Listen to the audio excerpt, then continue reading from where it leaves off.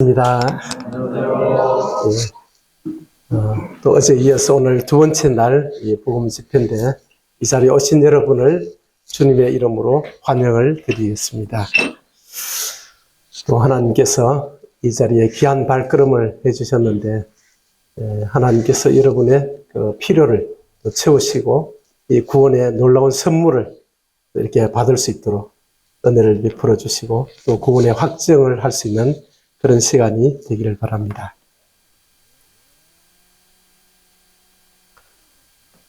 어저께도 잠시 이렇게 우리가 생각을 해봤는데요. 우리는 이 자리에 그냥 세미나를 듣기 위해서 오신 게 아니고 어떻게 하면 내가 이 죄에서 구원을 받을 수 있는가 하는 이런 질문을 가지고 이 자리에 모였습니다. 우리가 구원을 받기 위해서는 믿음이 필요합니다. 구원은 우리의 노력이나 우리의 어떤 그 성취로 이렇게 받는 것이 아니라 믿음으로 이제 받게 되는데요. 이 믿음은 내가 이 믿음이라는 것은 어떻게 보면 나에게서 오는 것이 아니라 하나님으로부터 온다고 이제 볼 수가 있습니다. 그래서 이것이 또 하나님께로만 오는 것이 아니라 또 인간 쪽에서 이 믿음을 갖기를 원하는 마음을 가질 때 하나님의 성령께서 우리 마음에 이 하나님의 말씀이 마음에 믿어지도록 역사하시는 이런 하나님과 인간이 함께 이렇게 작품을 이루어내는 게 구원이고 믿음입니다. 자, 그러면 이 믿음은 이게 믿을 신자 보면 사람 인변의 말씀은이잖아요. 이렇게 사람이 이 말씀을 들을 때 이제 믿음이 생기는데 구원받는 믿음은 하나님의 말씀을 들을 때 구원을 이제 믿음이 생긴다고 하는 겁니다. 믿음은 들음에서 나는데 이 들음은 이 그리스도의 말씀, 하나님의 말씀을 들을 때에 내 마음에 믿음이 이게 들어오면서 내 마음에 믿어지면서 구원이 이루어진다 하는 것을 알 수가 있습니다. 또 성경은 영접하는 자, 곧 그 이름을 믿는 자들에게는 하나님의 자녀가 되는 권세를 주셨으니 이렇게 말씀하셨는데 우리가 영접하는 또 우리 인간 쪽에서 하나님을 내 마음에 영접하는 그 의지가 필요합니다. 그렇다고 내가 의지만 한다고 되는 것은 또 아니고 의지한다고 내 속에 믿음이 생기시는 건 또 아닙니다. 합당한 심령으로 하나님 앞에 하나님 제가 죄인입니다. 정말 구원받기를 원하니까 하나님 저에게 은혜를 베풀어 주십시오 하는 마음을 가질 때에 그런 마음으로 이 말씀을 들을 때 말씀이 귀에 들려지면서 마음에 이제 들어오면서 심령에 구원이 이루어지는 것이거든요. 로마 10장 17절에 보면 그러므로 믿음은 들음에서 나며 들음은 그리스도의 말씀으로 말미암았느니라. 구원은 말씀으로 받는다. 이제 이렇게 조금 더 이제 구체적으로 우리가 생각해 볼 수가 있습니다. 구원을 받는다 했을 때 사람들은 눈에 보이지 않으니까 구원은 뭐 10원에서 1원을 떼면 구원인가? 도대체 구원 받는다는 게 뭐지? 눈에 보이도 않는데 어떻게 받지? 저도 구원 받기 전에는 참 궁금하더라고요, 이게. 그런데 이제 추상적으로 뭔가 이게 무행적인 이런 것이 아니라 실제 하나님께서 이 구원을 어떻게 받는지 기록한 이 말씀을 통해서 우리가 구원을 받는다 하는 것을 생각하시면 좀 더 추상적인 마음들이 또 실제적인 마음으로 이게 조금 조정이 될 수 있을 거라고 봅니다. 그러면 믿음은 하나님의 말씀으로 이렇게 믿음이 생기는데 그럼 믿음이 생기기 위해서는 어떻게 해야 될까요? 하나님의 말씀을 들어야 된다고 하는 겁니다. 한 번 들어서 믿음이 안 생겨요. 그러면 어떻게 해야 되겠습니까? 두 번 듣고 두 번 들어도 안 생기면 어떻게 되겠습니까? 세 번 듣고 또 읽고 또 읽고 계속 읽으면 들음에서 나기 때문에 한 번 읽은 것보다 두 번 읽는 거, 세 번 읽는 거, 네 번 읽는 게 다르겠죠. 계속 내가 믿음을 갖기를 원하는 마음으로 말씀을 계속 이제 읽는데 이것을 다른 말로 엎조린다는 말이거든요. 구원에 관련된 구절을 계속 반복해서 모든 사람이 죄를 범하였으며 하나님의 영광에 이르지 못하더니 그리스도 예수 안에 있는 속량으로 말미암아 하나님의 은혜로 값없이 어렵다 하심을 얻은 자 되었느니라. 이게 잘 안 믿어져요, 그냥. 그런데 이것을 반복해서 5번 읽어보고, 또 10번 읽어보고, 또 20번 읽어보고, 100번 읽어보고, 100번 읽어보도 안 믿어져, 그냥. 이게 마음이 안 들어와요, 그냥. 그럼 어떻게 해야 되겠습니까? 안 되는구나. 나는 안 되는구나. 하나님 나를 선택하지 않았구나. 하고 포기하면 어떻게 되겠습니까? 포기하는 사람만 손해가 된다는 겁니다. 하나님은 자기 앞에 나오는 사람을 결코 내어 쫓지 않는다고 하시거든요. 100번 해도 이 믿음이 안 생기면 200번 하는 겁니다. 200번 읽는 거예요, 그냥. 200번을 읽었는데도 믿음이 안 생기면 400번을 읽어보십시오. 400번을 해도 안 되면 800번을 해보십시오. 1000번을 해보십시오. 3000번을 해보면 아마 답이 나올 겁니다. 우리 사천교회에 어떤 성도, 지금 구원을 확신하셨는데, 이분이 머리가 너무 좋아요, 그냥. 그래서 학교 다닐 때도 공부를 잘 하신 것 같아요, 보니까. 이렇게 구원의 도리를 딱 들어보니까 그냥 한눈에 쫙 정리가 되는 겁니다. 내가 이렇게 하나님을 떠나 있고, 그래서 내가 이 죄 가운데 있고, 죄로 인해서 내가 죽으면 멸망을 할 수밖에 없구나. 그런데 하나님이 그 아들을 보내셔서 십자가에서 그 모든 죄를 담당하셔 부활하셨구나. 이 예수님을 내가 마음에 주인으로 받아들이면 구원을 받는다. 그냥 이 내용을 갖다 쫙 그냥 깨뚫었습니다. 그래서 예수님을 내 마음에 영접을 했어요. 했는데 마음에 이게 믿음이 안 오는 겁니다. 확정이 안 되는 겁니다. 다 알고 믿고 있는데 그렇다고 안 믿는 것은 아니에요, 그냥. 그렇다고 믿는 것도 아니고 안 믿는 것도 아니고. 그래서 이분에게 만약에 내일 세상을 떠난다면 천국에 들어갈 수 있겠습니까? 이렇게 물어보니까 그 대답을 못 하겠다는 겁니다. 그래서 그분에게 믿음은 들음에서 난다.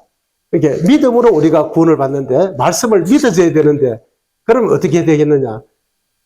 아침 집에 가서 일주일 동안 하루에 100번씩 100번 이상 계속 이 말씀을 또 엎드리고 해보십시오. 하고 에베소서 1장 7절을 갖다가 이게 말씀을 드렸거든요. 그런데 그분이 식당업을 하는데 식당을 이렇게 일을 하면서 청소를 하면서 밀대를 가서 밀고 이렇게 하면서 그걸 갖다가 하루에 100번, 200번, 300번 막 이렇게 큰 소리로 그냥 그의 피로 말미암아 구속 곧 제 사함을 받았느니라. 이걸 갖다 계속 반복을 했는데 어느 날 통화가 됐는데 받았느니라 하는 이 말씀이 자기 마음에 쑥 들어왔다는 겁니다. 그러면서 이제는 내가 내일 죽어도 천국 갈 수 있다는 거예요. 믿음이 이제 생기신 겁니다. 그러니까 그 분의 그 얼굴 표정이 교회에 왔는데 달라져요. 약간 기름과 이게 물이 섞이지 않듯이 교회 계속 오시는데 뭔가 약간 어색한 이런 게 있었는데 그게 딱 이게 확정이 되고 나니까 그냥 식구같이 제 옆에 오는 것도 약간 살 거리를 두고 이렇게 하셨는데 그냥 와서 막 이렇게 아주 편안하게 하고 막 이게 어떤 종이 한 장 같은 그런 선이 있었는데 그게 없어져 버려요. 무너져 버리더라고요. 그러면서 너무 편안하게 막 여기 왔다 갔다 이렇게 다니면서 자기 집처럼 교회를 그렇게 뭔가 이렇게 종이 한 장 차이가 싹 사라져 버렸어요. 그게 바로 믿음이다. 우리는 이 믿음이라는 것을 너무 추상적으로 생각하고 마음에 어떤 경험이 없는 그 어떤 믿음, 이것은 참 위험한 것이거든요. 거듭나지 아니하면 하나님 나라에 들어갈 수 없다 이렇게 말씀하셨는데 거듭난다는 말도 우리가 자연적인 출생, 부모를 통해서 우리가 한번 태어났습니다. 그리고 거듭난다는 것은 위로부터 난다 이런 의미인데 영적으로 다시 한번 더 내가 다시 한 번 더 태어난다는 의미잖아요. 그러니까 죄인에서 이제 죄인이 아닌 의인으로 새로운 출생이 이루어지는 것이거든요. 근데 그게 전혀 감각이 없고 경험이 없다면 내 자신의 영을 한번 깊이 돌아봐야 된다고 하는 겁니다. 저는 이제 우리 사천교회에 또 제가 목회를 하고 있으니까 하나님께서 또 이 책임을 맡겨주셨지 않습니까? 제일 두려운 게 뭐냐면 천국에 갔는데 어떤 형제님이 저한테 와가지고 형제님 우리 어머니가 안 보입니다. 그런 말을 들을까봐 제일 두려운 거예요. 그냥. 같이 형제 자매로 이렇게 주님을 섬기고 있었는데 천국에 갔는데 어떤 형제가 쫓아와서 우리 아내가 안 보입니다. 뭐 이런 얘기를 만약에 한다면 그때 내가 어떤 마음일까? 이걸 생각하면 엄청난 두려움이 있거든요. 그래서 형제자매들이 진짜 구원을 받았으면 그 구원이 진짜 주님이 인정하는 그런 구원인가 하는 것을 내 스스로 우리가 이 땅에 있을 때에 확정을 해야 된다고 하는 겁니다.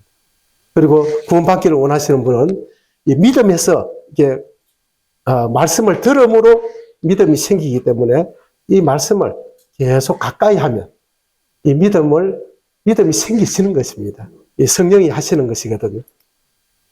베드로전서 1장 23절 너희가 거듭난 것이 썩어질 씨로 된 것이 아니요 썩지 아니할 씨로 된 것이니 살아있고 항상 있는 말씀으로 되었느니라. 이 하나님의 말씀으로 거듭난 것이 항상 살아있고 항상 있는 말씀으로 되었다. 이 말씀이 내 마음에 믿어졌다는 것입니다. 말씀이 믿어졌을 때, 저는 이제 하나님의 자녀가 됐습니다. 저는 영생을 얻었습니다. 저는 이제 내일 죽어도 천국 갈 수 있는 그런 마음에 믿음이 있습니다. 이렇게 고백을 할 수 있는 것이거든요. 그런 사람은 행복한 사람입니다. 그게 최고 행복한 사람이거든요. 이 세상에 로또가 돼서 행복한 것이 아니라 그 믿음을 하나님이 주셨을 때 그 믿음 때문에 우리는 어떤 상황에서도 언제든지 항상 기뻐할 수 있고 범사에 감사할 수 있는 그런 사람으로 변화되는 것이잖아요. 그러니까 그 믿음이 진짜 보배입니다. 그게 진짜 보배거든요. 우리 형제자매님들은 그런 보배를 가지고 계신 너무나 행복한 분들이고 이 세상에서 최고로 복된 그런 인생을 살고 계시는 분들입니다.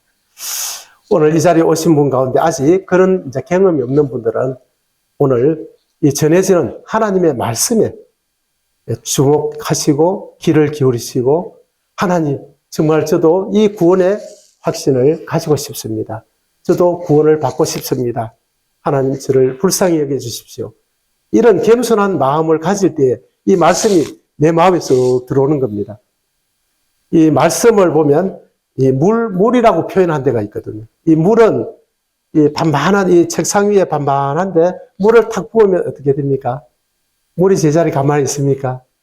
이 물은 낮은 곳을 압니다. 낮은 곳을 찾아갑니다. 흘러가는 곳이 낮은 곳입니다. 물은 이 부어놓으면 높은 곳은 절대 가지 않거든요. 하나님의 말씀은 우리의 마음이 겸손하게 낮아져서 하나님 저를 불쌍히 여겨 주십시오. 저를 구원해 주십시오. 하는 낮은 마음을 가지고 있을 때 이 말씀이 내 마음에 이렇게 들어와서 마음에 믿어져 버리는 거예요. 주님 감사합니다. 믿어진다는 것은 이 말씀을 들을 때 주님 맞아요. 주님 저를 이렇게 사랑하셨군요. 주님이 저를 위해서 이렇게 하셨군요. 주님 감사합니다. 하면서 마음에 이런 마음이 일어나는 겁니다. 이게 믿음이거든요.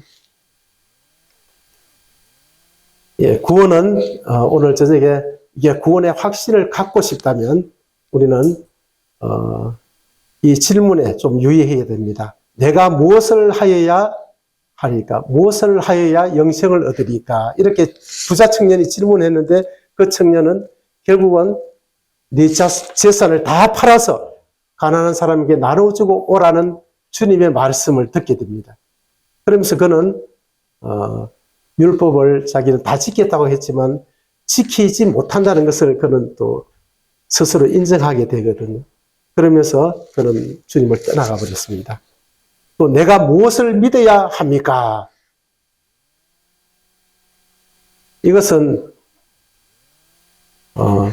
이런 질문을 이제 가지고 있는 사람은 계속해서 내가 뭔가 성경 지식이 부족하다고 생각하는 거예요. 더 성경을 더 많이 배워야 된다고 생각하고 더 하나님 앞에 더 뭔가 더 알아야 된다고 자꾸 생각하는 겁니다. 그런 사람은 이 구원은 알아서 믿는 것이 아니라 믿음으로 받는 거라 했잖아요. 믿음으로. 그래서 내가 누구를 믿느냐 이 질문을 가지고 주님 앞에 서야 된다고 하는 겁니다. 누구를 믿느냐? 구원은 무엇을 하여야 하리까도 아니고 또 무엇을 믿어야 하리까도 아니고 누구를 믿어야 하리까? 사도행전 4장 12절에 보면 다른 이로서는 구원을 받을 수 없나니 천하 인간에게 구원을 받을 만한 다른 이름을 우리에게 주신 일이 없습니다. 구원의 대상은 믿음의 대상은 죽은 사람이 믿음의 대상이 될 수 있습니까? 많은 종교 창시자들이 있었습니다. 그들은 다 지금 어디에 있습니까? 다 무덤 속에 있습니다. 죽은 사람은 우리가 믿음의 대상으로 삼아야 나한테 아무 유익이 없습니다.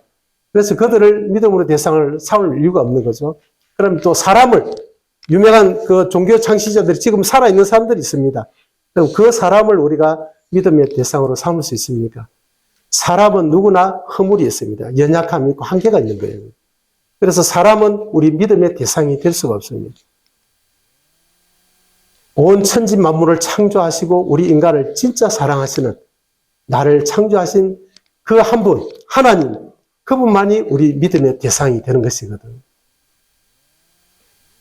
주 예수를 믿어라. 그리하면 너와 내 집이 구원을 받으리라. 오직 믿음의 대상은 주님이시거든요.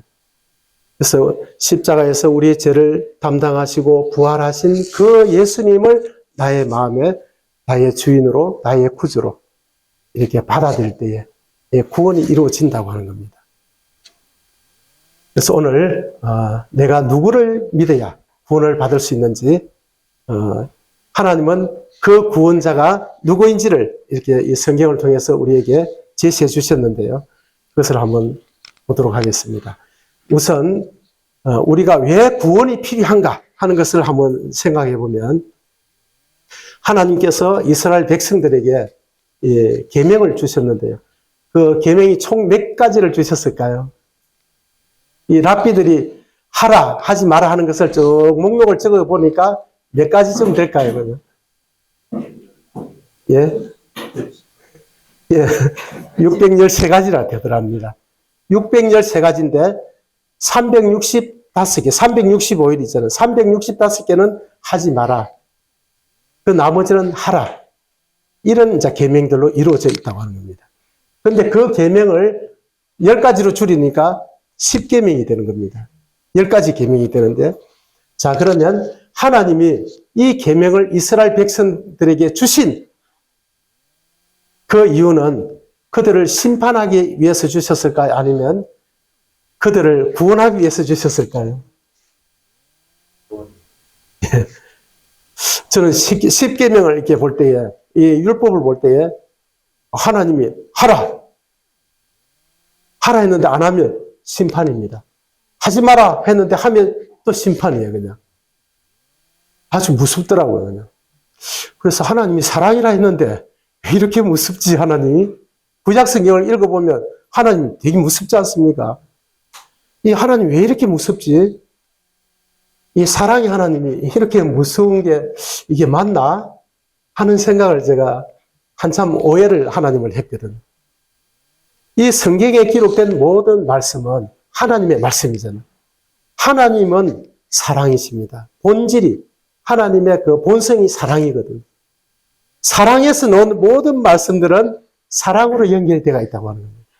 그러면 이 십계명은, 율법은 하나님이 하라, 하지 마라 해서 그걸 어겼을 때 벌이 내립니다. 자, 그래서 하나님 정말 무섭다고 생각하는데 사실은 하나님은 이 계명을 통해서 하나님이 우리를 하나님의 그 사랑이 이 속에, 이 계명 속에 들어있다고 합니다. 하나님의 사랑이 이게 풍부되어 있어요. 결국은 이 계명을 통해서 하나님이 하시는 일은 우리로 하여금 너는 그래서 죄인이야. 그래서 큰일 났어. 이대로 네가 이 죄인으로 살다가 죽으면 어떻게 되는지 알아? 영원한 지옥이야. 멸망이야. 그러니까 빨리 나를 따라와. 하고 율법이 어디로 끌고 가느냐 하면 저 십자가로 데리고 간다는 겁니다. 십자가에 데리고 가서 그 절망적인 그 죄 문제를 십자가에서 탁 단번에 해결하도록 그렇게 이끄는 역할을 한다는 겁니다. 그러니까 이 율법은 이 사랑이라는 겁니다. 사랑. 율법의 그 속에는 사랑이 이제 들어가 있다는 거죠. 하나님의 사랑이. 그러니까 이 율법을 보면서 하나님 정말 이렇게 우리를 사랑하고 계십니까? 하는 것이 이제 느끼시는 것입니다. 자, 율법을 한번 살펴보겠습니다. 출애굽기 20장 이제 2절에서 17절까지 10계명에 대해서 나와 있습니다.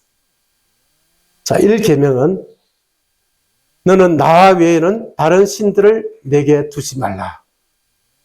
하나님께서 나 외에는 다른 신들을 두지 말라. 이게 사랑입니다.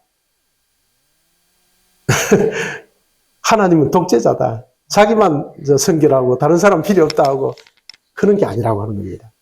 자, 그 이유를 보면요. 하나님이 이렇게 말씀하신 이유는 거짓 신들. 하나님은 참신입니다. 하나님 외에 다른 거짓 신들은 인간을 타락으로 이끌고 우리를 불행으로 이끌기 때문에 하나님은 우리에게 이 계명을 말씀하셨다고 하는 겁니다.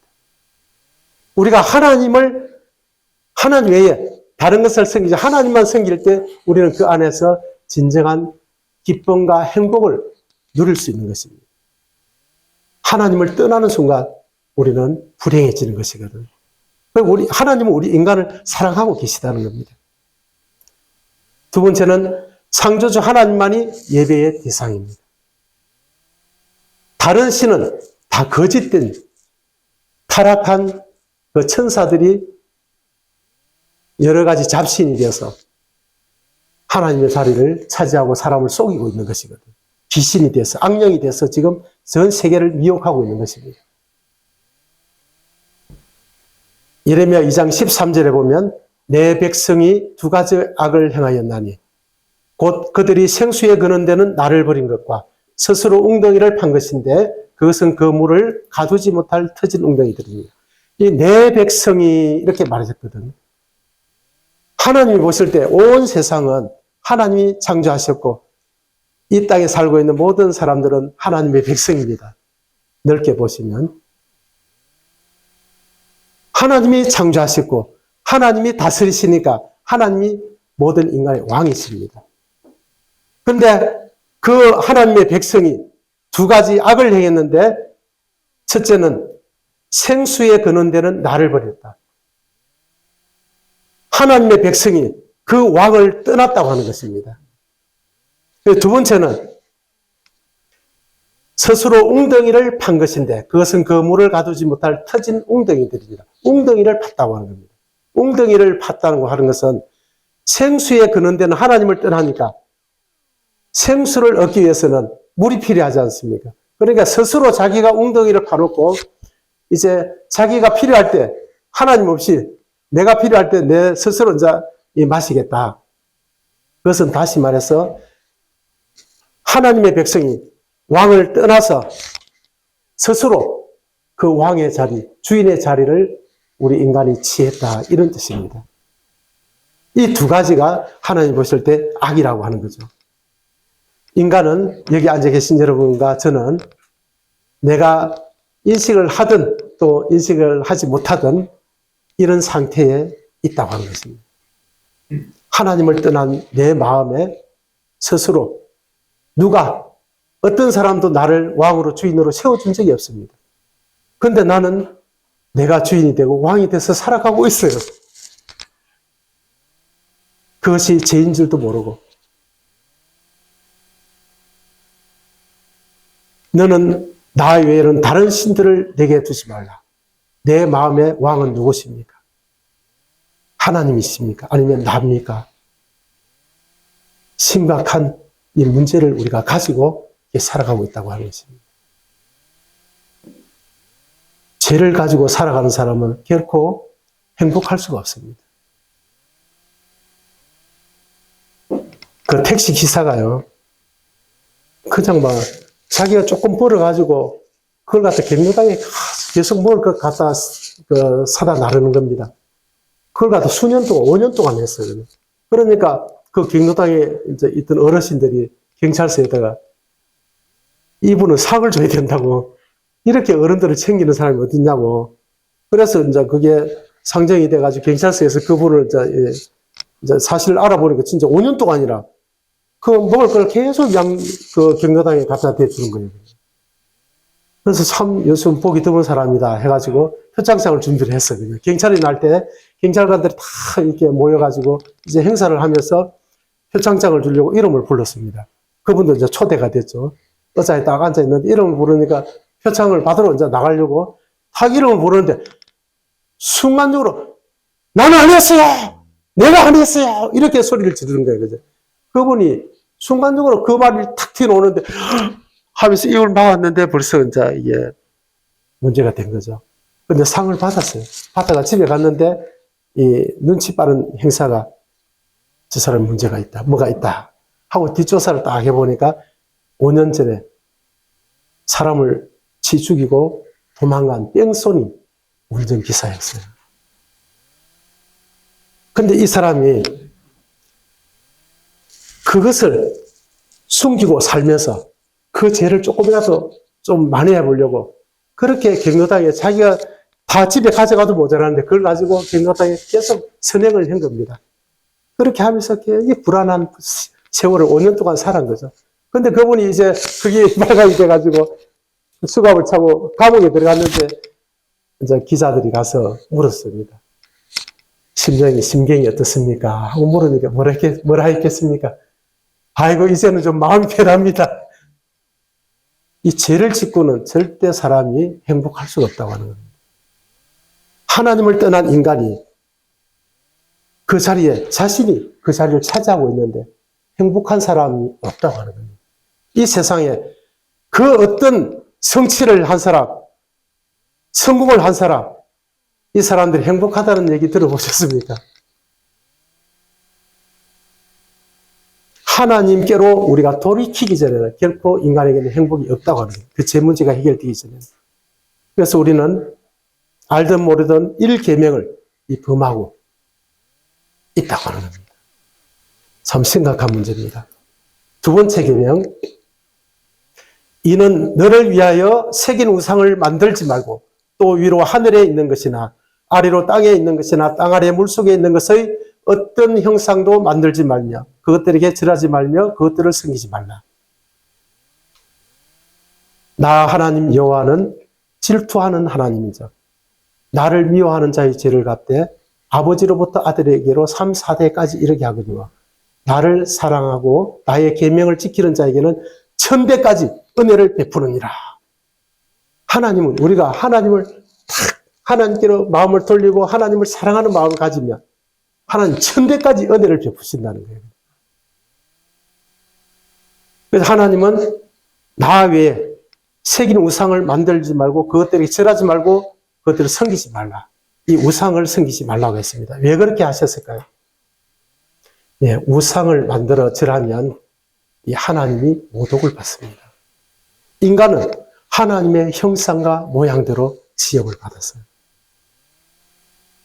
그래서 인간은, 이 하나님은 인간을 존귀하게 여기는 것입니다. 아무리 우리가 죄를 지어도 그대로 바로 지옥에 보내는 것이 아닙니다. 하나님의 아들을 이 땅에 보내서 그 죄 문제를 해결해 놓으시고 우리가 돌이키기를 또 촉구하고 또 기다려주고 지금까지 온 것이거든요.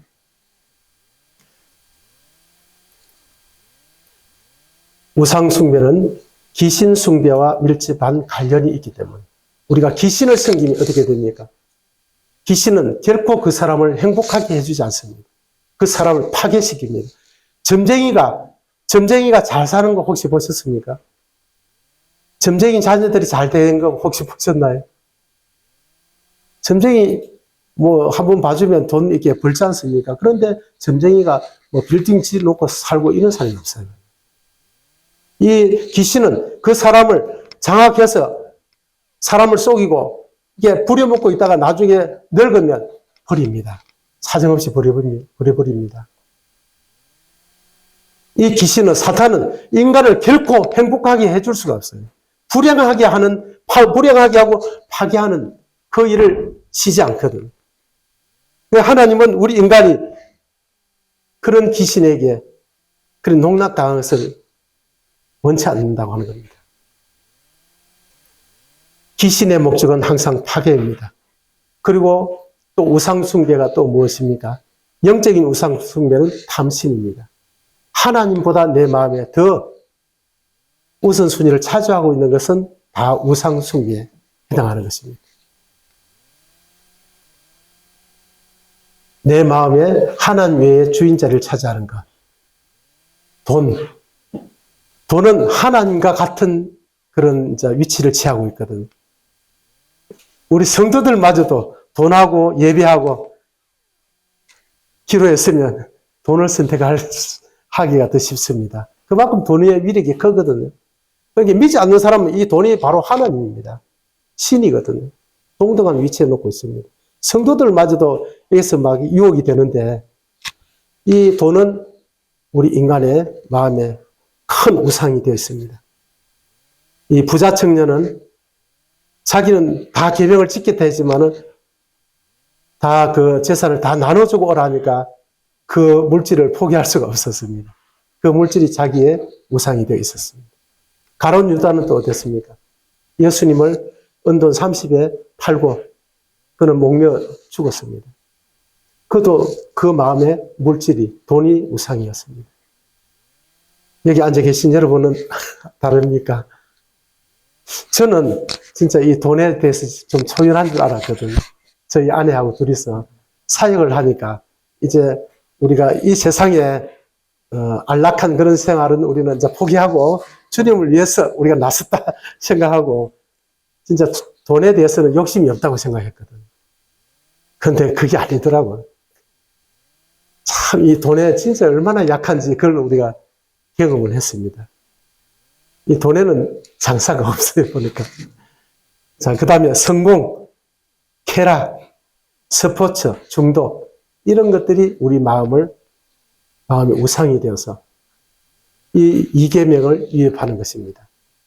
여러분, 이 이계명을 지키고 계십니까? 하나님 외에 항상 하나님이 내 마음에 그 보좌에 앉아 계십니까? 하나님 우선순위를 하나님에게 항상 이렇게 내어드리고 그 우선순위를 지키고 있습니까? 세 번째, 너는 내 하나님 여호와의 이름을 망령되이 부르지 말라. 그 사람의 이름은 그 사람의 성품과 평판입니다. 하나님의 이름은 하나님의 그 성품과 평판이 그 속에 이름에 들어가 있는 것이거든요.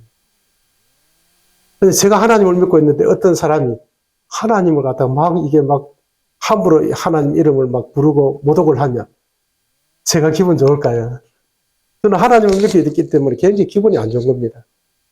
예를 들어서 또 저희 아버지 이름을 막 이 친구들이 막 이름을 막 함부로 부르면서 막 이렇게 놀고 있으면 제가 마음이 어떨까요? 야, 너 지금 뭐 하는 거야? 이러면서 막 그냥 달라들 겁니다, 아마. 이 하나님의 이름을 이게 가볍게, 하나님 이름을 가볍게 거짓되게 함부로 사용하는 것을 하나님 금하셨습니다. 왜냐하면 하나님의 이름은 거룩하기 때문에. 그런데 이 도박을 하면서도 걸발이 안 나오면 어떻게 합니까? 이 하나님의 이름을 막 갖다 붙이는 거예요, 그냥. 하나님의 이름을 이렇게 모독하는 것입니다. 어떤 사람은 하나님을 믿으니 무엇을 믿으라고 거기에 계란이 논다면서 막 그런 얘기도 하는데, 참, 입이 있다고 말한다고 말이 아닌 것이거든요. 사계명은 안식일을 기억하여 거룩하게 지키라. 이 안식일은, 엿새 동안 하나님이 일을 하시고, 일곱째 날에 하나님이 쉬셨습니다. 이 안식일을 거룩하게 지키라고 하신 하나님의 그 마음은, 하나님은 인간의 몸이 안식이 필요함을 아시기 때문에. 우리 인간이 철일이 아니거든. 엿새 동안 일하고 하루는 쉬어야만 재충전이 일어나서 또 일주일을 또 일을 하고 계속 살아갈 수 있는 거잖아요. 하나님 우리 인간을 진짜 사랑하시는 겁니다. 그런 것까지 다 계산하시고 이렇게 말씀하셨어요. 어떤 나라에서 생산률을 높이기 위해서 그냥 일요일 쉬는 거 없다 하고 막 계속 7일 동안 막 계속 그냥 한 달 내에 그냥 일을 막 시켰다고 그러는 거예요. 그럼 일을 하루 안 쉬고 일을 하루 더 했으니까 생산량이 늘어야 되지 않습니까? 그런데 반대로 되더라는 거예요, 그냥. 그런데 오히려 하루를 쉬고 그 일을 했는데 오히려 쉬면서 그 체력이 다시 재충전이 되면서 그 일을 했는데 더 능률이 오르더라는 겁니다.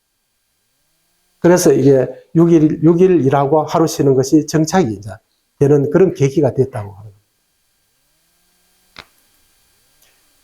마태복음 12장 8절에는 인자는 안식일의 주인이니라 이런 말씀이 있습니다. 이 안식을 하나님은 우리 인간에게 주셨는데 이 안식을 주신 이유가 있어요. 우리 인간은 죄로 인해서 안식을 잃어버렸습니다. 그래서 우리 인간은 안식이 제대로 무엇인지를 몰라요. 그래서 하루를 쉬게 하면서 이 안식이 참 좋구나. 그런데 이 안식을 영원히 누릴 수 있는 길이 있다는 것을 하나님은 우리에게 알려주고 싶은 겁니다. 이 예수님을 믿을 때에 예수님 안에 들어오면 이 안식이 영원히 되는 겁니다. 영원한 안식이 주어지는 것이거든요. 하나님은 진짜 우리를 사랑하시는 것입니다. 그래서 하나님은 이 안식일을 기억하여 거룩하게 지키라 했는데 여러분은 안식일을 잘 지키고 계십니까? 안식일 주일날 예를 들어서 하루 일당이 30만 원 갔더니 60만 원 정도 하면 하루만 그냥 좀 빠지지 이렇게 하면서 그 일하러 이제 갈 데가 없습니까? 참 우리가 연약합니다. 자, 5계명은 이제 4계명까지는 이게 하나님께 대한 것이고 5계명부터 10계명까지는 사람 사이에 일어나는 일들을 말하고 있습니다. 내 부모를 공경하라. 그리하면 내 하나님 여호와께서 주신 땅에서 내 생명이 길리라. 그리하면 이 부모를 공경하는 것에 대해서는 하나님께서 약속을 또 축복을 약속해 주셨어요. 부모님을 공경할 때에. 부모님을 공경한다는 것은 공손히 순종하며 모신다. 이런 의미를 가지고 있습니다. 이 순종은 부모님에게 인간이 이거는 기본이거든. 기본 최소한의 어떤 인간의 도리인데요. 이 부모와 자식이라는 이런 관계를 통해서 이 순종이라는 것을 이제 배우게 하시는 거예요. 이 부모를 순종할 줄 아는 사람은 하나님을 또 순종할 줄 알거든요. 이 순종은 참으로 아름다운 것입니다. 불순종은 죄로 말미암아 온 것이거든요. 그래서 이 순종을 통해서 방종과 거역의 불행한 삶을 막아주시기 위해서 하나님은 이 부모에게 공경할 것을 이렇게 말씀해 주셨어요. 부모를 잘 공경하는 사람은 직장에 가도 잘 적응합니다. 부모를 공경하지 않는 사람은 직장에 가도 교회에도 어디도 잘 적응이 안 되거든요. 자기 위의 권위를 무시하거든. 그러니까 항상 다툼이 있고 불화가 있고 분리가 있는 것입니다. 그런데 순종을 배운 사람은 어디 가도 환영을 받는 거예요. 참 저 친구는 우리 모임에 꼭 있어야 돼. 우리 해농이는 우리 이 그룹에 꼭 우리 해농이는 들어와야 돼. 예를 들어서 이런 사람이 참 아름다운 거죠. 이 공경한다는 것은 생활비까지 공급하는 것을 이제 포함하고 있다고 하는 겁니다. 여기 계신 분들은 부모님을 잘 공경하고 계십니까?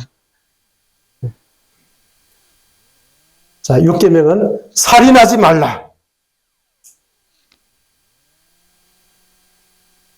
이 자리에 혹시 살인하고 그것을 숨기고 이 자리에 앉아 계신 분 계십니까? 저는 이 10계명을 보면서 이거는 내가 자신 있다 이랬거든요. 내가 사람 죽인 적이 없으니까. 그런데 그것도 아니었습니다. 하나님은 겉으로 사람을 죽인 것도 살인, 당연한 살인이지만 이 살인이 어디서부터 시작이 됩니까? 마음으로부터 시작이 되는 거예요. 그리고 마음으로 살인한 사람은 이미 하나님이 살인한 걸 보는 겁니다. 저는 군대에서 진짜 이 뭐 고참을 많이 총으로 쏴주겠거든요.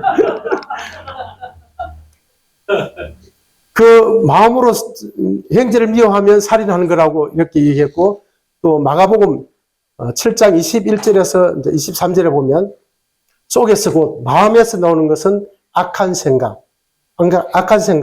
곧 음란과 도둑질과 살인과 이 마음의 살인, 이 살인이 하나님 바로 살인으로 보는 겁니다. 그래서 저는 이게 이 세상에서 나보다 더 악한 사람은 없다. 이걸 제가 인정을 하게 됐어요. 군대에서 내가 진짜 막 수천 명을 수천 번 내가 쐈거든. 저녁마다 막 너무 그냥 힘들게 하니까 목포를 다 뒤집어 쓰고는 이제 이불 밑에서 그 상상으로 그냥 M5 16을 가지고 막 이렇게 해도 분이 안 풀리더라고. 근데 그게 딱 생각이 나면서 진짜 주님, 제가 진짜 큰 살인자입니다. 이 세상에 나보다 더 죄를 많이 지은 사람 없습니다. 이런 고백이 나오더라고요. 저도 하나님 구원받을 수 있습니까? 이제 이런 고백을 하게 된 거죠. 이 살인을 하게 되면 살인은 죄책감과 후회와 이 극형을 초래하게 되기 때문에 하나님은 우리를 보호하기 위해서 이렇게 말씀하신 것입니다. 우리가 불행해지니까 하나님의 또 살인은 하나님의 형상을 훼손하고 한 영혼의 운명을 파괴하는 끔찍한 일입니다. 마음의 살인, 조금 전에 말씀드렸죠. 미워하는 것도 살인이라고 하는 거예요. 이 살인이 결국 미워하는 마음이 발전해서 결국 또 살인으로 가지 않습니까? 그리고 또 낙태. 그 시골에 어떤 분이 그 효독 캠프에 오셨는데 가는 날까지 이분은 자기는 죄를 안 지었다는 겁니다. 죄를 안 지었으니까 예수님이 필요 없고 그렇게 구원을 못 받고 가는 날이었어요. 그냥 그 벤치에 앉아 계시더라고. 그래서 제 마음에 참 답답한, 내가 몇 분 개인 상담을 했는데 도저히 자기가 죄인이라는 것을 시인 안 하니까 다 넘어가지 않는 겁니다. 복음 교재가. 그래가지고 어제 앉아 계시길래 그 마지막으로 또 가서 모친 구원 받으셨습니까? 난 아직 안 받았어요. 그럼 구원 안 받고 가시면 어떻게 하려고 그냥 가십니까? 이렇게. 그게 내 마음대로 되나요? 그러더라고요. 그래서 모친 참 제 마음이 좀 안타까워서 말씀을 드리는데 모친은 제 얘기를 진지하게 들어주시고 대답을 좀 해주시면 좋겠습니다. 저희 어머니는 이 낙태를 이렇게 여러 명을 했는데 그 낙태한 그 아이를 낙태하려고 막 약을 막 독하게 먹고 그 아이가 떨어지니까 저보고 그걸 갖다가 이 변수 화장실 가는 그 길에다 묻어내서 제가 파고 묻은 적이 있거든요. 제가 장남이다 보니까. 그 생각이 나서 혹시 모친은 그런 적이 없습니까? 이러니까 가만히 있는 거예요. 혹시 낙태를 한 적이 없습니까? 그러니까 대답을 안 하는 거예요. 그냥. 그렇더만 그만 눈물을 흘리더라. 모친, 그 아이는 낙태를 하는 순간에 그 아이를 죽인 겁니다. 그게 살인입니다. 그러니까 모친이 그냥 이게 자기 마음이 더 무너지더라고. 내가 죄인입니다. 죄인이라는 것이 다 고백이 되니까 모친의 죄질을 보면 모친은 지옥에 10번 가고도 남습니다. 그런데 하나님께서 그 모친을 사랑하셔서 모친의 죄를 예수님이 대신 지셨습니다. 그 모친의 죄를 예수님이 십자가에서 다 담당해 주시고 부활하셨는데 그 예수님을 마음에 주인으로 영접하시면 구원받습니다. 그러니까 감사함으로 받아들였어요. 그래서 구원받고 이제 집으로 돌아가셨는데 그 믿음이 결국 이제 침례도 받고 이렇게 하면서 지금도 주님을 섬기고 계시거든. 이 낙태가 바로 살인입니다. 잉태되는 순간 한 생명이 시작이 되는 것이거든.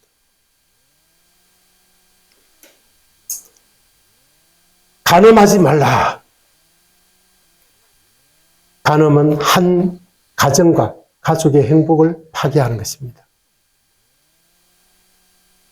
이 간음은 사생아를 출산케 하고 낙태를 수반하는 이런 엄청난 이 비극을 가져오게 되는 거죠.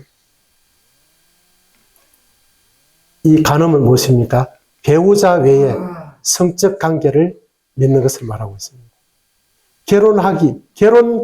결혼이라는 그 안에서만 이 성이 하나님께서 주신 선물이거든요. 결혼이라는 그 범위 안에서만 이 성을 하나님이 우리 인간이 누릴 수 있도록 주신 선물입니다. 그걸 벗어나면 결혼 안에서가 아닌 그 결혼 밖에서 행해지는 모든 그 음란한 행위라든지 이 성적 관계는 간음에 해당합니다. 자, 그런데 실제로 이제 이런 몸으로 행하는 것을 이제 간음이라 하는데요. 우리 마음에 또 얼마나 많은 이 마음에부터 먼저 이 간음이 일어나고 그 다음에 행동으로 또 외적으로 옮겨간다고 하는 겁니다. 마음의 간음 여러분은 한 적이 없으십니까? 제8은 도둑질 하지 말라. 이 도둑질을 혹시 도둑질 당해본 적이 있습니까? 도둑질을 당해보니까 야, 이 도둑질을 해서는 안 되는 거구나. 이걸 제가 절실하게 느끼더라고요. 제가 이 가방에다 돈을 넣고 이 차에다가 이제 차에다가 이제 이게 가방을 놓고 잠시 짐을 가는데 갖다 주고 온 사이에 그 가방을 누가 딱 보고 있다가 이제 가져가서 가방이 없어졌어요. 아무리 찾아도 없는 거예요, 그냥.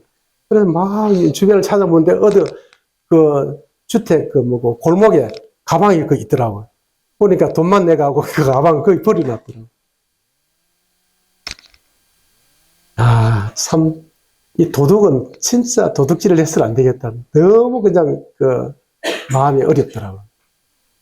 그래서 나는 절대 도둑질을 해서는 안 되겠구나. 이런 생각을 했는데요. 이 도둑질은 절망과 분노의 타일을 빠뜨릴 뿐만 아니라 인간 관계를 또 어렵게 만들고 그렇게 하는 거죠. 이 도둑질은 돈뿐만 아니라 시간도 또 마음도 여러 가지 도둑이 있습니다. 학교에서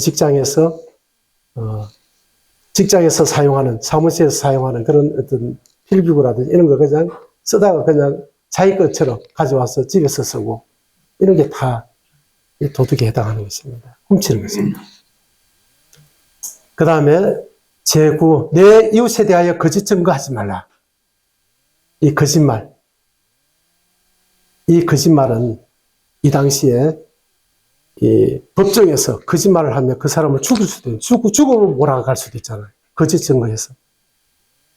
그래서 이 증거는 사람을 죽이고 살리는 이런 무서운 일이 일어날 수가 있습니다.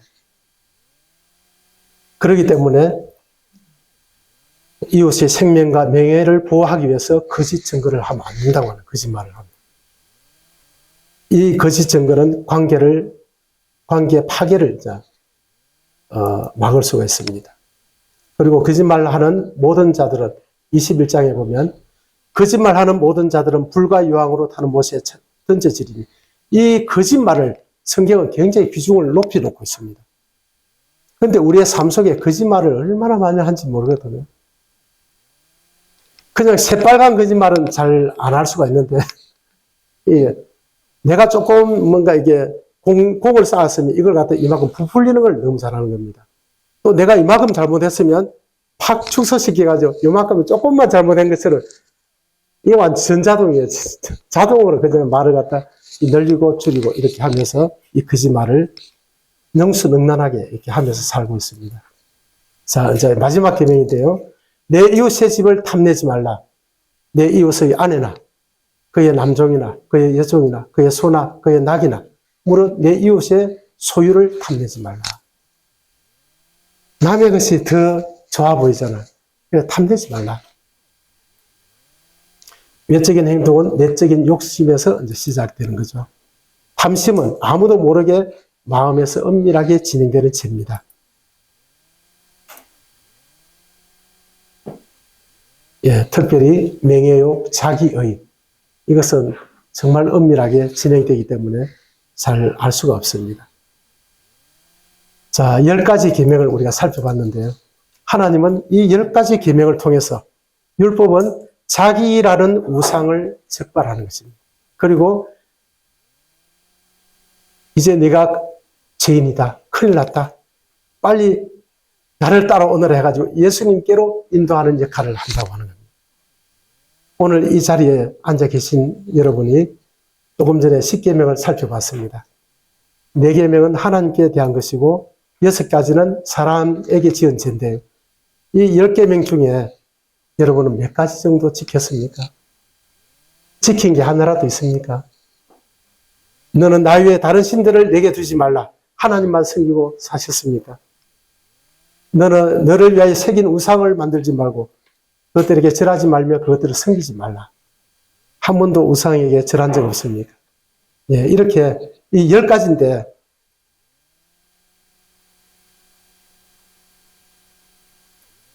몇 가지나 지켰습니까?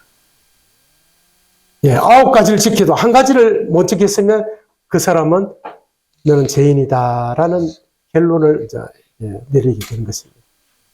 그렇다고 보면 이 10가지 중에 저는 10가지가 다 해당이 되더라고요. 10가지 그거 못 지켜? 이렇게 하는데 10가지 한 개도 못 지켜, 그냥. 자, 그래서 저는 진짜 죄인이다 하는 것을 하나님 앞에 고백할 수밖에 없었습니다. 율법의 목적은 심판이 아니라 구원인 것입니다. 이 로마서 3장에 보면 아주 이것을 자세하게 이렇게 설명하고 있는데요. 우리가 알거니와 무릇 율법이 말하는 바는 율법 아래에 있는 자들에게 말하는 것이니 이는 모든 입을 막고 모든 입을 막는다는 것은 아무도 나는 죄가 없습니다 이렇게 말하지 못하도록 입을 다 아이고 나는 죄가 있네요 하고 이게 입을 막을 수밖에 없다는 것입니다. 막고 온 세상으로 하나님의 심판 아래 있게 하려 합니다.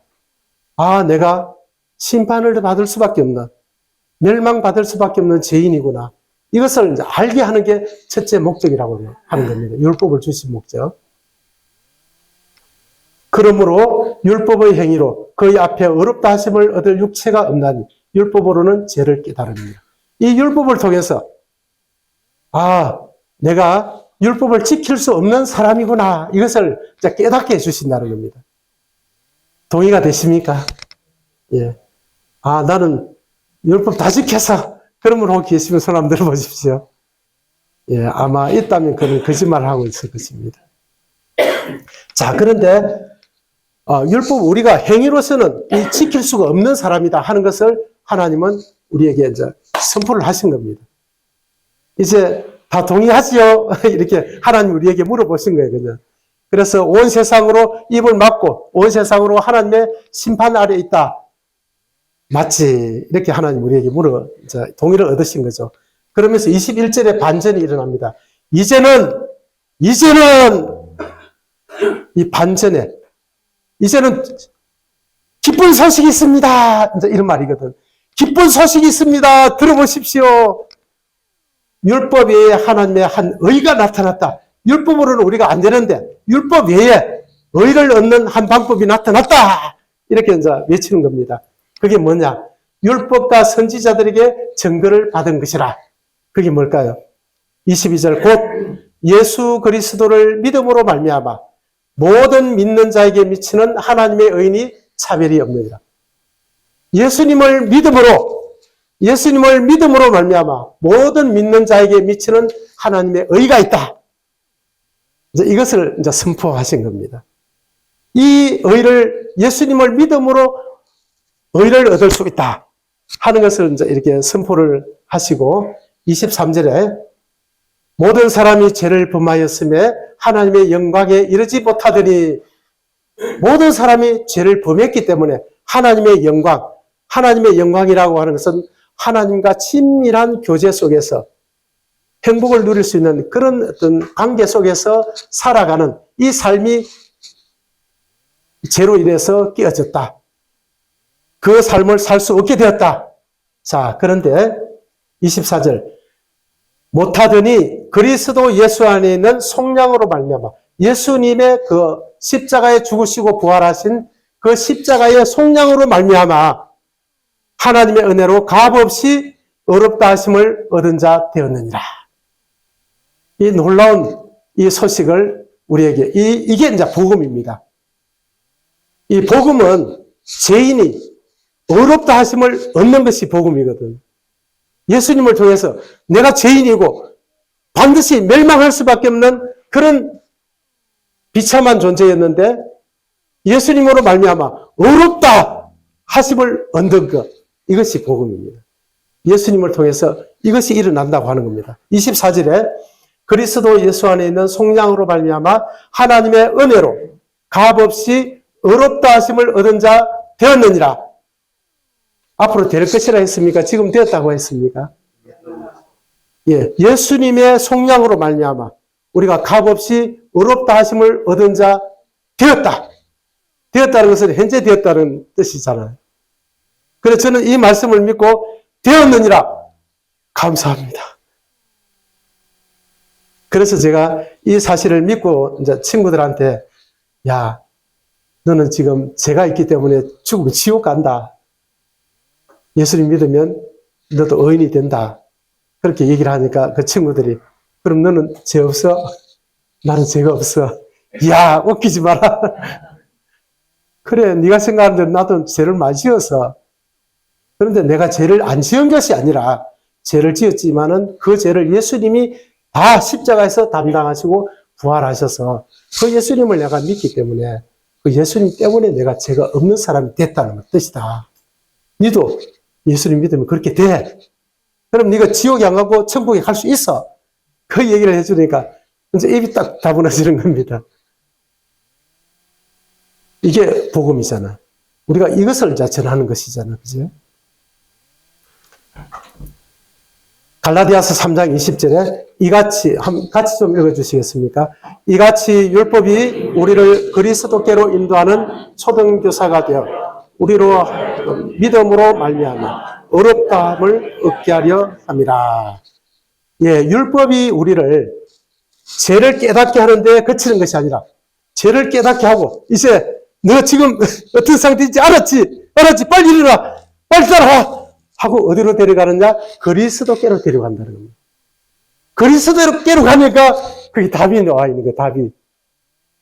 예수님이 십자가에서 내가 너를 위하여 죽었노라. 다 이루었다. 집을 완료했다. 거기 답이 나왔네. 옳거니 이게 바로 복음이구나. 이게 지금 하나님은 이것을 여러분에게 전해주는 것입니다. 그래서 이 율법의 목적은 심판이 아니라 이 구원으로 이끄신다고 하는 것입니다. 자, 하나님은 우리가 행복하기를 원하는데요. 자, 이 자리가 최고의 행복의 자리입니다. 우리가 하나님의 주권 안에 들어가 있을 때, 하나님 안에 들어가 있을 때 우리가 행복할 수 있거든요. 그런데 하나님을 떠나버리면 그때부터 이제 고통과 문제가 이제 오는 것입니다.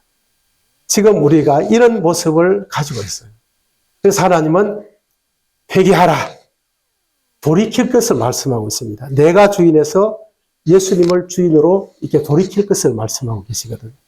그러니까 죄에 대하여라 하면 너희가 나를 믿지 않냐며. 나를 믿지 않는다는 것은 예수님을 나의 주인으로 믿지 않는다는 뜻이고, 그 믿지 않는다는 그 마음에는 그 하나님의 자리를 내가 차지하고 있다는 뜻이거든요. 단순히 예수님을 나의 주인으로 믿지 않는 것이 아니라, 믿지 않는 그 마음 속에는 이미 내가 스스로 그 주인의 자리를 딱 차지하고 있는 겁니다. 그러니까 이것이 반역의 무서운 죄라고 하는 겁니다. 이 죄를 가지고 우리가 결코 행복할 수도 없고 천국에 갈 수도 없는 것입니다. 그래서 하나님은 회개하라, 돌이키라 이렇게 말씀하고 있는 것입니다. 이 죄의 결과는 지옥입니다. 지옥은 실제로 존재하는 장소입니다. 이 지옥은 회개하지 않는 죄인들을 가두는 곳입니다. 그 사람이 어떤 일을 했든지 무엇을 성취했든지 관계없습니다. 그 마음에 하나님을 주인으로 바꾸지 않는 사람은 이곳에 들어갈 수밖에 없습니다. 베드로서 3장 9절인데 좀 읽어주시겠습니까? 시작. 주의 약속은 어떤 이의 뜻이라고 생각하는 같이 뜻인 것이 아니라 주께서는 너희를 대하여 오래 참으사 아무도 멸망하지 아니하고 다 회개하기에 이르기를 원하십니다. 예. 거기에서는 구더기도 죽지 않고 불도 꺼지지 아니하느니라. 내 형제 다섯이 있으니 그들에게 증언하게 하여 그들로 이 고통받는 곳에 오지 않게 하소서. 누가 주의 노여움의 능력을 알며 누가 주의 진노의 두려움을 알리까? 시편 기자는 그렇게 고백하고 있습니다. 여러분, 이 지옥이 얼마나 끔찍한지 상상해 보셨습니까? 여러분이 이 지옥에서 1시간을 견딜 수 있겠습니까? 하루를 견딜 수 있겠습니까? 단 1분도 견디기 어려운 곳이 바로 이 지옥입니다. 이곳은 실제 존재하는 장소입니다. 오늘 내가 이 밤에 죽는다면, 구원받지 못했다면 이 속에 바로 떨어지는 것입니다. 너무나 끔찍하고 무서운 현실입니다. 하나님은 우리를 사랑하시기 때문에 아무도 멸망하지 않고 다 회개하기에 이르기를 원하시느니라. 돌이키기를 원하시는 것입니다. 하나님을 떠나 있는 사람이 하나님께로 돌아오는 것, 내가 주인으로, 내가 왕으로 살던 그 자리에서 예수님을 나의 주인으로 왕으로 바꾸는 것을 말하고 있습니다. 회개하지 않는 사람은 결코 이 지옥을 피할 길이 없습니다.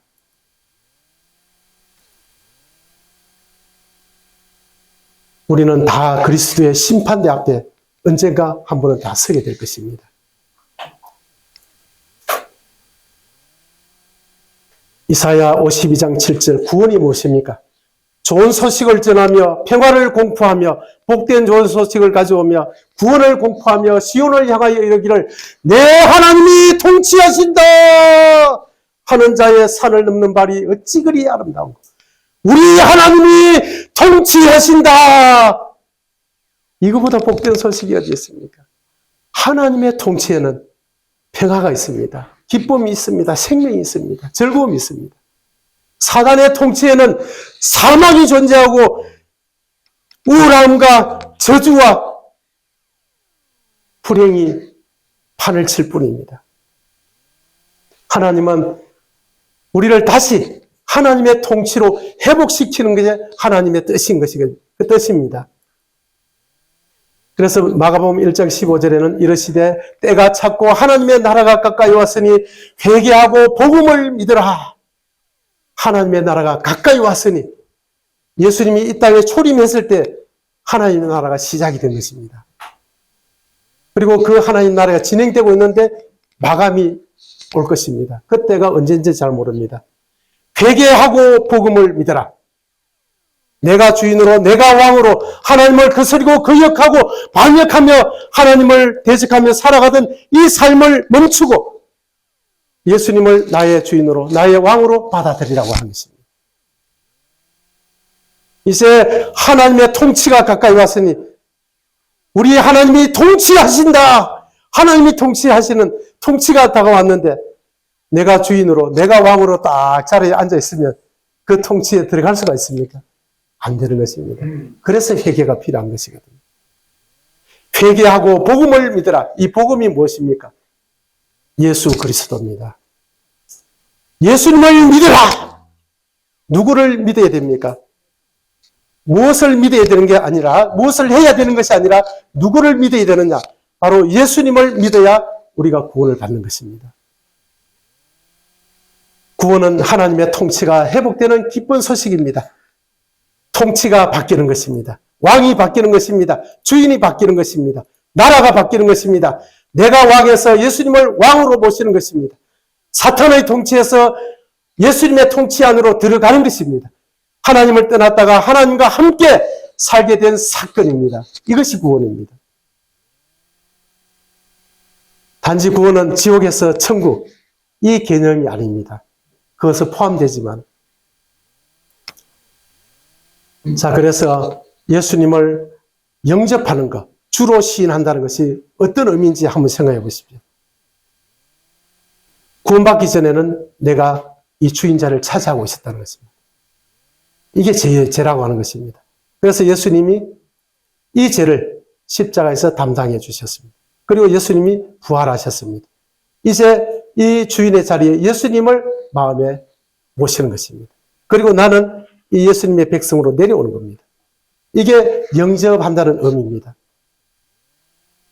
예수님을 믿고도 여전히 내가 그 왕의 자리에, 주인의 자리에 앉아서 내 뜻대로, 구원받기 전에도 내 뜻대로 내가 주인이 되어 살고, 구원받아도 또 내 뜻대로 내가 주인 되어 살고, 이것은 아닌 것입니다. 회개는 내가 주인으로 살던 그 자리에서 내려오는 겁니다. 그리고 예수님을 나의 주인으로 마음에 모시는 것이거든요. 내가 만일 내 입으로 예수를 주로 시인한, 이 주라는 것은 키리오스, 그래서 이것은 주권자, 왕, 주인, 이것을 의미합니다. 그래서 예수님을 나의 주인으로, 나의 왕으로 받아들이라는 것입니다. 하나님의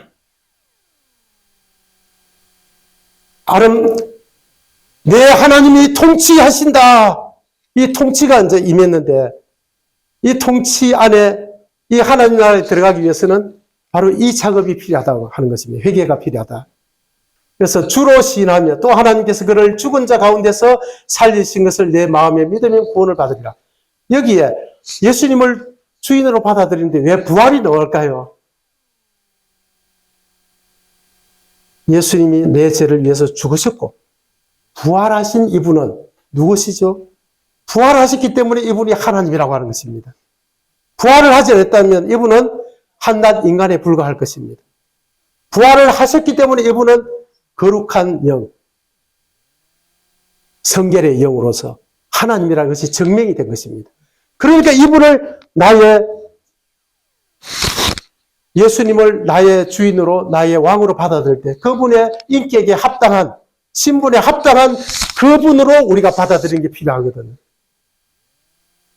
그냥 내가 필요할 때, 내 도움이 필요할 때 나를 도와주는 손오공의 여주처럼 그런 분으로 받아들여서는 안 된다고 하는 겁니다. 나의 삶의, 나의 왕으로, 나의 주인으로 내 마음이 받아들일 때 그분은 내 삶의 진정한 주인이 되시고 나의 보호자가 되실 것입니다. 그래서 예수님을 나의 주로 시인하며 또 하나님께서 그를 죽은 자 가운데서 살리신 것을 내 마음에 믿으면 구원을 받으리라. 내 죄를 위해서 죽으시고 부활하신 그 예수님을 내 마음의 주인으로 시인하면 구원을 받는다. 이렇게 지금 말씀하셨습니다. 여러분 그렇게 지금 하셨습니까? 예수님이 내 죄를 위해서 죽으시고 부활하신 것을 믿으십니까? 예, 그분을 나의 주인으로 받아들였습니까? 그분을 나의 주인으로 시인하십니까? 예, 아멘. 그것이 바로 이런 모습입니다. 요한복음 1장 12절에도 같은 의미입니다. 영접하는 자, 곧 그 이름을 믿는 자들에게는 하나님의 자녀가 되는 권세를 주셨으니, 하나님의 자녀가 되는 권세를 주셨으니, 어떤 사람에게? 영접하는 자, 곧 그 이름을 믿는 자들. 그 이름이 무엇일까요? 그 이름이 주 예수 그리스도입니다. 이 주라는 것은 바로 주권자, 예수라는 것은 구주, 그리스도라는 것은 왕입니다. 이 예수님을 나의 주인으로, 나의 구주로, 나의 왕으로 이 시간 내 마음에 고백합니다. 그 마음을 하나님은 그렇게 우리 마음에 그 마음이 일어나기를 바라시는 것이죠. 자, 여러분은 하나님의 자녀가 되셨습니까? 하나님의 자녀가 되는 것은 내 느낌이나 감정으로 되는 것이 아니거든요. 이 사실을 통해서, 말씀으로, 너희가 거듭난 것이 썩어질 씨로 된 것이 아니요 썩지 아니할 씨로 된 것이니 살아있고 항상 있는 하나님의 말씀으로 되었느니라. 이 하나님의 말씀으로. 하나님이 말씀하셨으면 나는 감사함으로, 하나님 감사합니다. 이렇게 받는 사람이 그게 이제 믿는 마음이거든요. 자, 이제 영접한다는 뜻은 이런 뜻입니다. 부활하신 예수님을 주인으로 시인하면 구원을 받습니다. 자, 이 내용을 마음을 담아서 한번 읽어보시면 좋겠습니다. 시작. 예수님, 이제는 내가 주인이 아닙니다. 내가 왕이 아닙니다. 예수님이 내 주인이고 왕입니다. 지금 내 마음에 들어오셔서 영원히 저를 다스려 주세요. 내 모든 죄를 사해 주시고 구원해 주셔서 감사합니다. 주 예수 그리스도의 이름으로 기도드립니다. 아멘. 이렇게 고백할 때 하나님의 마음이 얼마나 기쁘겠습니까? 이런 고백을 듣기를 그토록 원하시는 것이거든요.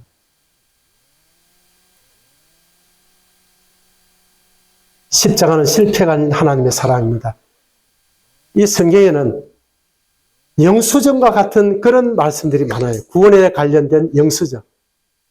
아, 내가 구원을 받았다. 그 영수증 한번 보자.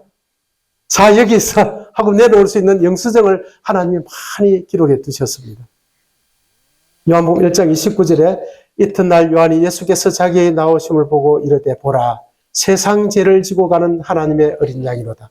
이 예수님은 세상 죄를 지기 위해서 이 땅에 오셨습니다. 세상 죄 속에 여기에 계신 여러분 한 분 한 분이 다 들어가 있습니다.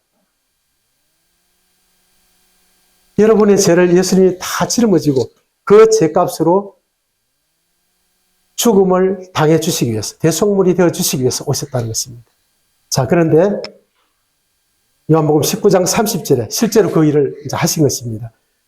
예수께서 신포도주를 받으신 후에 이르시되 다 이루었다 하시고 머리를 숙이시니 영혼이 떠나가시니라. 예, 영혼이 떠나가시, 죽었다는 말이죠. 예수님은 죽음으로 우리의 죄값을, 세상 죄를 지고 그 세상 죄에 대한 값으로 다 이루었다! 다 갚았다! 집을 완료했다! 끝냈습니다.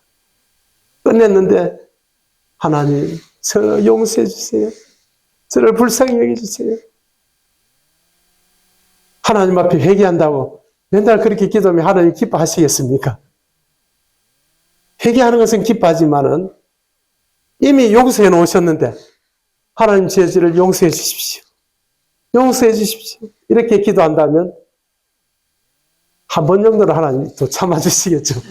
오늘도 내일도 1년도 2년도 3년도 4년 날마다 그렇게 하면 하나님이 얼마나 짜증나겠습니까? 야, 이 녀석아! 내가 왜 사람이 되어서 십자가에 왜 내가 죽었어? 좀 생각 좀 해봐. 안 그러겠습니까? 다 이루었다. 주님 감사합니다. 지불 완료라는 의미입니다. 지불 완료. 우리 죄값을 지불 완료해버렸습니다. 로마서 5장 8절 우리가 아직 죄인 되었을 때에 그리스도께서 우리를 위하여 죽으심으로 하나님께서 우리에 대한 자기의 사랑을 확증하셨느니라. 이 십자가를 보면 하나님이 진짜 나를 사랑하셨다 하는 것을 알 수가 있습니다. 저는 그 한 이야기를 이제 들을 때마다 진짜 마음에 참 제 자신을 이제 돌아보고 또 하나님의 사랑을 이제 생각하게 되는데요. 어떤 대학생이 졸업하는 날이었어요. 그 여대생인데 너무 미모도 뛰어나고 공부도 잘하고 이래가지고 그날 이제 대학 총장상을 받는 그런 기쁜 날이었습니다. 그런데 이제 딸아이가 학교에 가기 전에 오늘 졸업식 날인데 자기 엄마한테 다짐을 하는 겁니다. 엄마, 밥을 먹으면서 오늘 내 졸업식인데 학교 오면 안 돼. 절대 오지 마. 하고 엄마를 못 오게 하는 겁니다. 그렇게 엄마는 그 날을 너무 기다렸는데 딸이 막 그렇게 막 다짐을 하니까 갈 수가 없고 그래서 딸아이가 이제 학교를 갔어요. 가서 이제 졸업식 때 막 이제 사각모를 쓰고 막 상을 이제 이렇게 받고 이러는데 이 큰 상이라서 이제 이름을 부르고 막 사람들이 막 주목을 하고 있는데 이 아이가 이제 앞으로 나갔습니다. 단상에 가서 상을 받고 이제 돌아서서 인사를 하려고 보는데 강당 왼쪽 그 창문가에 자기 엄마가 딱 이렇게 보이는 거예요.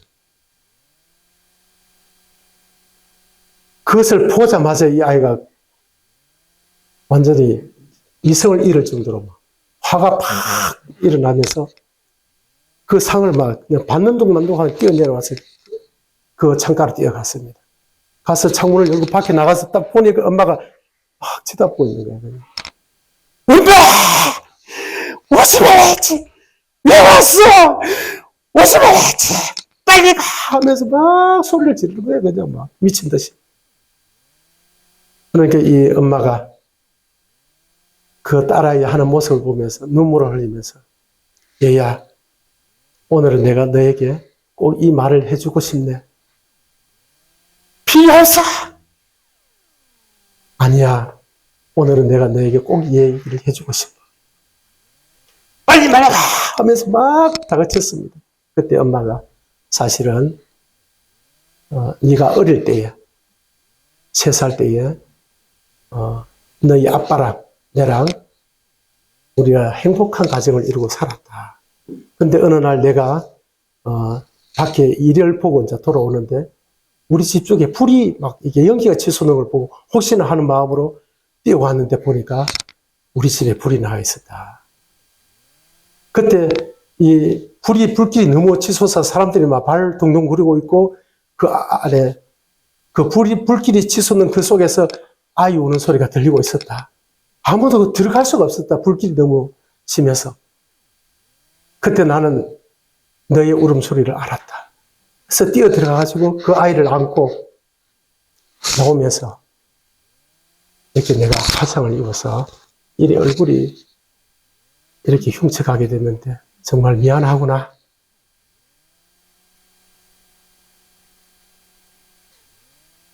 그때 그 아이가 덜썩 주저앉으면서 엄마, 왜 그것을 진작 얘기 안 했어? 왜 진작 그 얘기를 왜 이제 하는 거예요? 하면서 그 아이 마음에 반전이 일어난 거예요. 엄마, 이제는 엄마 얼굴이 부끄럽지 않아요. 한 번도 자기 친구들을 자기 집에 데려온 적이 없습니다. 엄마의 얼굴이 너무 흉측해서. 그 아이가, 엄마, 이제 내가 엄마랑 어디를 가도 같이 다닐 거예요. 이제 엄마의 얼굴이 나의 자랑이에요. 하면서 그 엄마를 모시고 다니면서 우리의 엄마의 얼굴은 바로 나를 살리기 위해서 불길을 뛰어들어간 그 사랑의 얼굴이라고 이렇게 자랑을 하고 다녔다고 하는 것입니다. 혹시 예수님을 믿는다고 다른 사람이 손가락질을 할까 봐서 예수님 믿는다는 말을 숨기고 부끄럽게 생각한 적 없습니까? 천지 만물을 창조하신 그 위대하신 하나님이 나 같은 이 죄인을 살리기 위해서 십자가에서 자기 자신을 죽음에 내어주셨습니다. 이보다 더 큰 사랑이 어디 있습니까? 이보다 더 큰 자랑이 어디에 있겠습니까? 저 자신도 그것을 부끄러워했을 때가 있었어요. 우리가 아직 죄인 되었을 때에 그리스도께서 우리를 위하여 죽으심으로 하나님께서 우리에 대한 자기의 사랑을 확정하셨습니다. 이 하나님의 사랑을 우리가 알았습니다. 이제 이 예수님을 우리가 자랑하는 것이 진짜 자랑이 되어야 되지 않겠습니까? 우리가 어찌 예수님을 부끄러워하는 자가 되어야 되겠습니까?